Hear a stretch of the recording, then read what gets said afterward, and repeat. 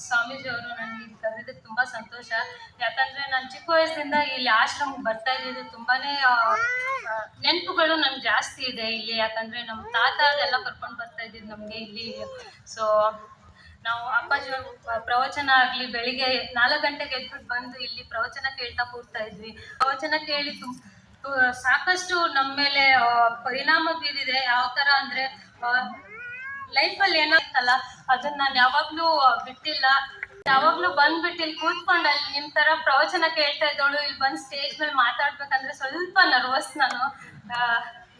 ಇದರ ಶ್ರೇಯ ಎಲ್ಲ ನಮಗೆ ಹೋಗೋದಂದ್ರೆ ನಮ್ಮ ಅಪ್ಪ ಮತ್ತು ಅಮ್ಮಂಗೆ. ಯಾಕಂದರೆ ಅವ್ರು ಪಟ್ಟಿದ್ದ ಕಷ್ಟ ಅಷ್ಟಿಷ್ಟಿಲ್ಲ. ಯಾಕಂದ್ರೆ ನಾವೆಲ್ಲ ತುಂಬ ಮಿಡಲ್ ಕ್ಲಾಸ್ ಫ್ಯಾಮಿಲಿಯಿಂದ ಬಂದು ಈ ಮಟ್ಟಕ್ಕೆ ರಾಷ್ಟ್ರ ಮಟ್ಟಕ್ಕೆ ನಾನು ಇಂಡಿಯನ್ ಟೀಮಲ್ಲಿ ರಿಪ್ರೆಸೆಂಟ್ ಮಾಡೋದಂದ್ರೆ ನಂಗೆ ತುಂಬಾ ದೊಡ್ಡ ಹೆಮ್ಮೆ ವಿಷಯ.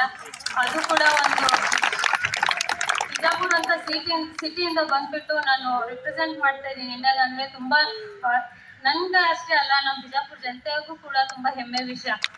ಸೊ ಇದೇ ಥರ ಎಲ್ಲ ಸ್ವಾಮೀಜಿಗಳಾಗಲಿ ಎಲ್ಲ ಹಿರಿಯರಾಗಲಿ ನಿಮ್ಮ ಆಶೀರ್ವಾದ ನನ್ನ ಮೇಲೆ ಸದಾ ಇರಲಿ.